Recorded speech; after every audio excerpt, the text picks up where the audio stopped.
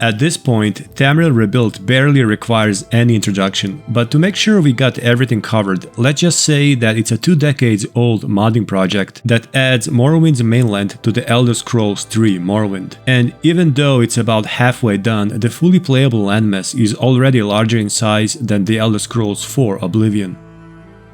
Land of such enormous size is, as expected, filled with numerous quests, towns, dungeons, and NPCs, in a way that feels like it's a part of vanilla game and not a mod. This is, of course, because of Tamriel Rebuilt's team's strict vision of following Bethesda's original lore and creative vision. This means, among other things, that each of 1500 plus NPCs currently present in this mod are unique. They not only have unique names, but backgrounds, dialogues, and personalities. Interesting. Due to sheer size of Tamriel Rebuilt's landmass, even after spending hundreds of hours of exploration, I'm not even close to discovering all secrets and even regions. Yet on this epic journey so far I met countless NPCs, and naturally some were more memorable than the others. They may have something interesting or bizarre to say, or partake in a well-written questline. Whatever the case is, today I'll mention 5 NPCs that for one reason or the other really stood out for me. My name is Alec, and here are 5 interesting NPCs from Tamriel Rebuilt.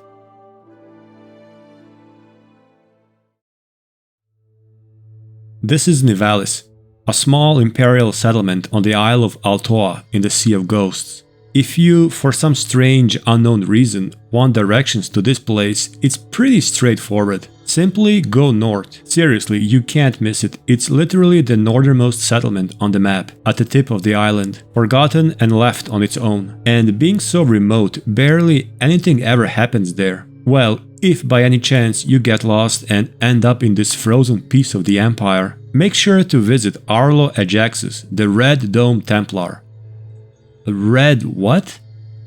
Red Dome Templar. It's an obscure piece of lore. You probably haven't heard of it. You see, Ajaxus belongs to this small fundamentalist order within the Imperial Legion, comprised of officers that want nothing but absolute monarchy in the name of Tiber Septim. No other governing bodies, no middleman, no fun allowed. They also exclusively worship Tiber Septim. In that regard, they are somewhat similar to the Talos cult we met back on Wardenfell, although there are notable differences. In order for you guys to understand what I mean, I let Arlo introduce himself, and this is how he greets the player. Tiber Septim, Talos Stormcrown, Tiberius Imperator. My tongue speaks the many blessed names of the Emperor Eternal, Citizen, but it is a weak instrument. How I long to be brought closer to his glory, to feel my blood mingle with his, my very flesh made armor for the Empire which embraces the world, a yoke for the mighty and the weak that drives us into the red glory of war. It is Incarnadine of which I speak. If Arlo sounds strange, that's because he is. You see, it turns out that Incarnadine that he wants so badly is in fact a drink, but not just any random drink, it's a sacred blood of Talos, or at least that's what Red Templars believe. The origin of Red Dome Templars is kinda obscure. In my humble opinion, they are one of the more fascinating minor factions belonging to the so-called Forgotten Lore. Through research, I discovered that Red Dome Templars are yet another invention by none other than Michael Kirkbride during the early days, meaning time between Redguard and Morrowind. And unfortunately, they never ended up in the game. I'll let legendary MK explain who the Red Dome Templars truly are. The Red Dome Templars were psycho crusaders who drank the blood of Talos to get short-term martial shouting powers. Wow. And then writers of Tamriel Rebuilt added more information on top of this old lore fragment. Central to the Templar beliefs are Blood Dome temples, shrines erected on places where Tiber Septim has shed blood in battle. These locations are identified by the abundance of sacred mandrake plants, the roots of which are mixed with human blood to create an addictive, hallucinogenic substance, used by the cult to enter a trance-like berserker stance and commune with the divine.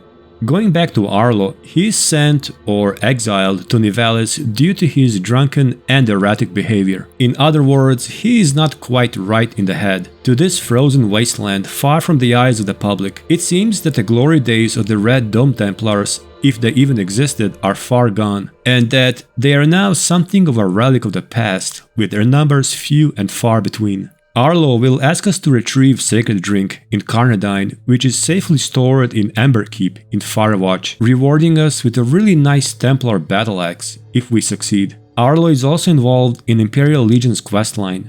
A highly corrupt commander of the Imperial Legion garrison in Firewatch, Trommel, is looking to recruit a strong warrior in order to secure his position, and he wants us to convince Arlo to join him. And Arlo will accept, but only after proving our valor by clearing out a Daedric ruin from cultists of Molag Bal. And what's fun is that Arlo will join us and be our companion during the raid, meaning we have to make sure he survives. During my playthrough he got killed within seconds, so good luck keeping him alive.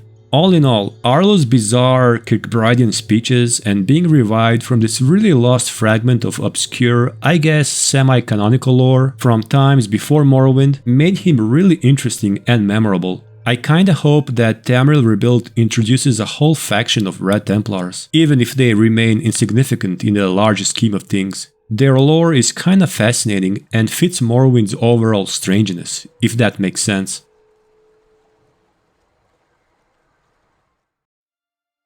Old Ebonheart isn't only the largest imperial city in Morrowind, it is a piece of citadel built in Colovian style upon the ruins of original Dunmer city, Kalan. Roaming the streets of Old Ebonheart, one truly feels like exploring a magnificent regional capital of a mighty empire. Now, among the hundreds of NPCs found in the city alone, 2 of them found their place on this list. First one is a Breton knight, Hormidak Farralie, found wandering the streets in the eastern part of the city. It's actually hard to miss him as he stands out from the common folk wearing a complete steel armor and a red shield. On the first sight, he seems lost, as if he's looking for something.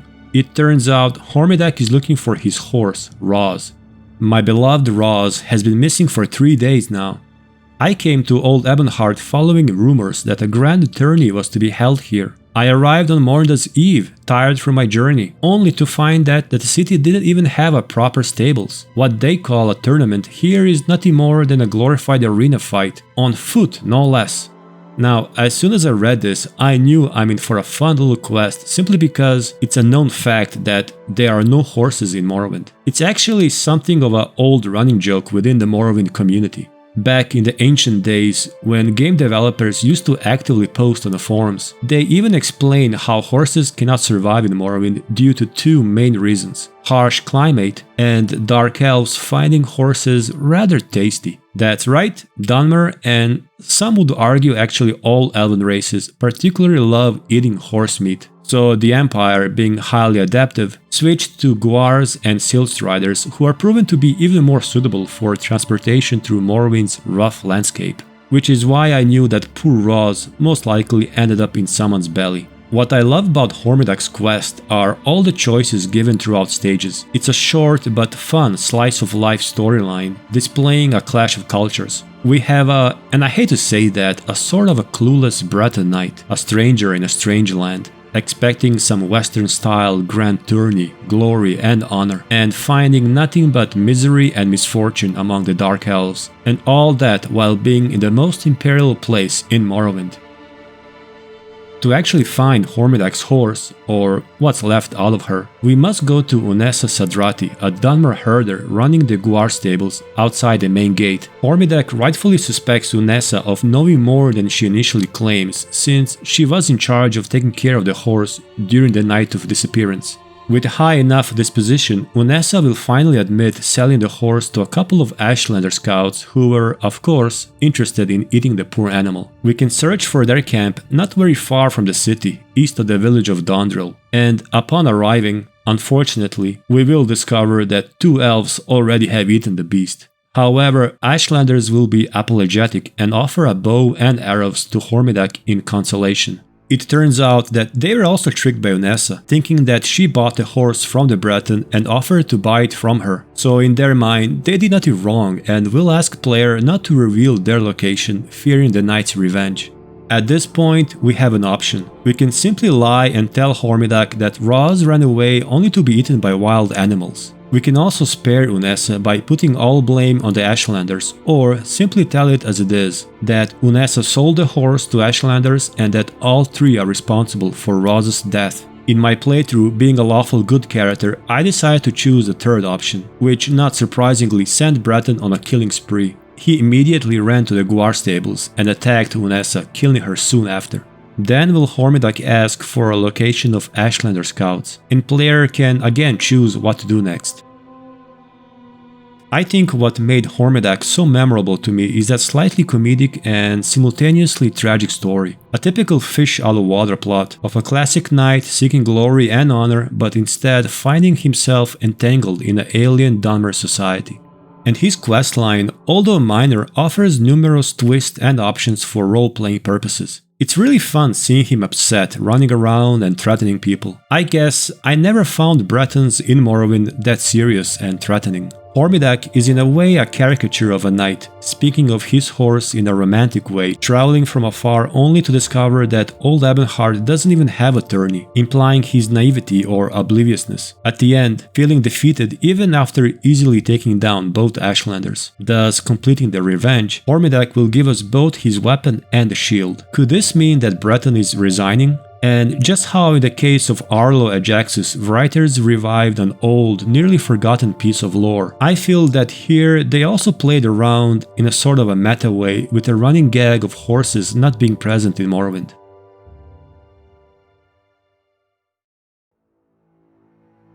If you thought that case of Hormidak Farralie was tragic, wait till you hear the next one. Our next character is also found in Old Ebonheart. However, he isn't wandering the sunny streets but rotting in a dungeon below the Ebon Keep, and has been like this for the last 30 years. And what's worse, he may be totally innocent. You see, General Kasic used to be this greatly respected high-ranking officer before being imprisoned for treason. He was accused of plotting to lead Imperial Legion troops, disguised as Dunmer, directly into an Argonian ambush, thus starting a war between Morrowind and Argonia. This apparently shocked everyone, including his aide Secalia Victrix, a current Lord General of the Legion in Morrowind. Secalia is in fact responsible for stopping General Kasic's traitorous plan, and soon after rise in ranks until becoming Legion's highest ranking officer. General Kasic, of course, denies all accusations, yet his only defense, even after all these years, is that it was a Daedric doppelganger who plotted the treason and not him. Apparently, this doppelganger asked Secalia to join his machinations, even trying to bribe her with gold. Once she refused the offer, Secalia reported Kasic to authorities, and the rest is history.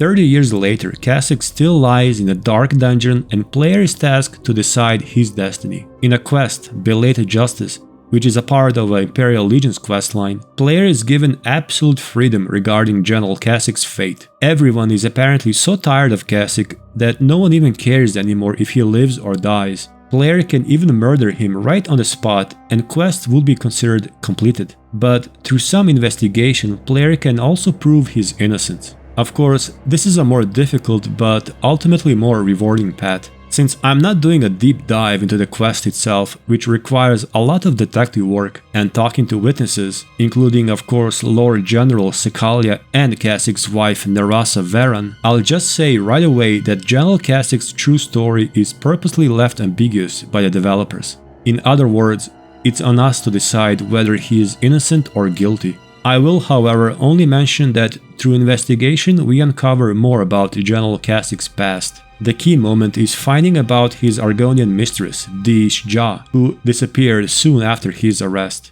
In my initial playthrough, I managed to release Kasic, fully believing in his innocence. However, after giving it some more thought, I'm actually not so sure if he's truly innocent. As far as I know, Kasic could also be mad and mysterious doppelganger just a projection of his deranged mind. Or he could be even used or misled by Argonian mistress to bring Imperial troops into ambush in Argonia. It's a really well-written plot centered around a complex and deeply troubled and flawed character. Story made me care about old general, and I just wanted to set him free. The fact that his defense was based on such obscure and nonsensical story motivated me to dig deeper and discover the truth. So in my case, General Kasic got to live his last years back home in Cyrodiil, finally free. And I'm pretty sure that the whole doppelganger plotline is actually a reference to Daggerfall's main storyline. So there's that. This list wouldn't be complete without a Nord, so for that occasion I chose Eifid the Seeker. He is a vampire hunter currently found in the In-Between, a really well-hidden retreat for adventurers, deeply nested within the Mephalan Wales region. To be clear, Eifid isn't directly related to any epic quest, but as some as you may know from my other videos, I admire the immersiveness and fun little world-building fragments added by inconsequential NPCs. They don't matter, yet they bring these worlds to life, at least in my case. So with that said, what exactly about Eifid the Seeker makes him so interesting? First of all, even though I just said that Eifid isn't directly involved in any major quest, indirectly, he kinda is. You see, there's this really fun vampire slaying job given by Fighters Guild in Akamora, with a task of slaying a legendary master vampire, Akavoriok. It just happens that this powerful vampire hides somewhere in the vast ruins of Dune Akafel, not very far away from the In-Between. Player is advised to ask around the inn since maybe some of the adventurers there have knowledge of vampire's exact location, or any kind of advice. Ruins of Dune Akafel are truly large and extremely dangerous, so knowing where exactly to look for would be of great help. Well, it turns out that Dune Akafel is literally infested with vampires, and to me it was always strange that a vampire slayer like Eifid would be so close to them yet totally oblivious to their existence. So I thought that Eifid will perhaps join me on this dangerous mission, since all he does is talking about coming from Skyrim to Morrowind just in order to hunt the vampires. And we do have an option to talk about Akavoriok to Eifid, to which he would say following line: "Ah, a vampire in Dune Akafel. For long I have suspected that the manor district of that accursed ruin would be their lair. You're heading there, good for you. Perhaps we will share a few slaying tales if you return." So wait a minute, a vampire hunter who came here all the way from Skyrim doesn't want to join me on a quest to slay a legendary vampire hiding literally around the corner? It's a weird thing, perhaps Eifid isn't so brave and mighty as he claims to be. This could actually be the case, since a local orc warrior Hosgub mentions that Eifid never really leaves the inn or does anything else but tell stupid stories. And also, Eifid is involved in a really funny scripted event, which is rare for Morrowind. Basically, he and another warrior staying at the inn, a Redguard duelist, Kai, are victims of a prank in which we convince Eifid that Kai is a vampire in disguise. It's honestly a terrible prank, since one of them can easily end up dead. Perhaps Eifid's biggest quality are his dialogues, with most of them being related to the profession of the vampire hunter, as well as telling us 3 really long stories regarding slaying 3 legendary vampires. I find it very enjoyable regardless of whether they are true or not. It's nice just sharing stories with another character at the inn, and I wish more NPCs would do that. Alright, so far we had a mad Imperial Templar, unlucky Breton Knight, disgraced general, and a bragging vampire hunter. I'll be happy to let you know, guys, that our next and the final NPC for today has by far the most bizarre title: a rope salesman. So imagine, if you will, walking down the road, minding your business, perhaps pursuing some task, questing for a guild, whatever, and suddenly seeing this on the road. I witnessed quite a few strange encounters in Tamriel Rebuilt, but this one right here was definitely one of the strangest. In fact, I was so confused that at the time I didn't even realize what was going on. Let me explain. This fine-looking gentleman is Vespertius Pertinax, and he has to be one of the finest salesmen in-game. His game is actually so advanced that he even tricked me. So what does Vespertius want? He wants us to buy this rope for 300 septims. And that's pretty much it, no explanation. Just a well-dressed man standing next to a noose hanging from a tree, demanding 300 septims for it. During my first encounter with Vespertius, I honestly thought that there's some hidden agenda, perhaps a test by a higher power. In short, I was overthinking it, when in fact he was simply robbing me. So without questioning him, I immediately bought the rope for 300 septims and moved on, expecting to see him again in another scripted encounter. Nope, never saw him again. Like I said, I was robbed without even realizing. Tricked by a Morrowind's NPC.